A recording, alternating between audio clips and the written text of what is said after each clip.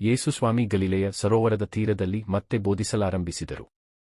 ಜನರು ಕಿಕ್ಕಿರಿದು ಸುತ್ತಲೂ ನೆರೆದು ಬಂದಿದ್ದರು.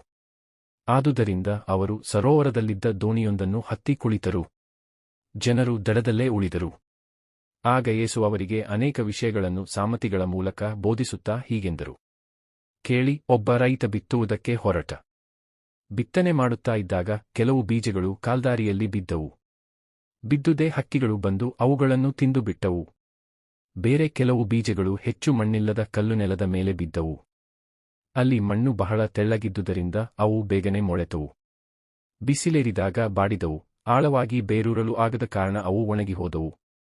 ಇನ್ನು ಕೆಲವು ಬೀಜಗಳು ಮುಳ್ಳುಪೊದೆಗಳ ನಡುವೆ ಬಿದ್ದವು. ಮುಳ್ಳುಪೊದೆಗಳು ಸಸ್ಯಗಳ ಸಮೇತ ಅವುಗಳನ್ನು ಅದುಮಿಬಿಟ್ಟವು. ಆದುದರಿಂದ ಅವು ಫಲ ಕೊಡಲಿಲ್ಲ. ಇನ್ನೂ ಕೆಲವು ಬೀಜಗಳು ಹದವಾದ ಭೂಮಿಯಲ್ಲಿ ಬಿದ್ದವು. ಅವು ಮೊಳೆತು ಬೆಳೆದು ತೆನೆಬಿಟ್ಟವು. ಅವುಗಳಲ್ಲಿ ಕೆಲವು 30ರಷ್ಟು, ಕೆಲವು 60ರಷ್ಟು ಮತ್ತೆ ಕೆಲವು 100ರಷ್ಟು ಫಸಲನ್ನು ಕೊಟ್ಟವು. ಈ ಸಾಮತಿಯನ್ನು ಹೇಳಿದ ಬಳಿಕ ಯೇಸು, ಕೇಳುವುದಕ್ಕೆ ಕಿವಿಯುಳ್ಳವನು ಕೇಳಿಸಿಕೊಳ್ಳಲಿ ಎಂದರು.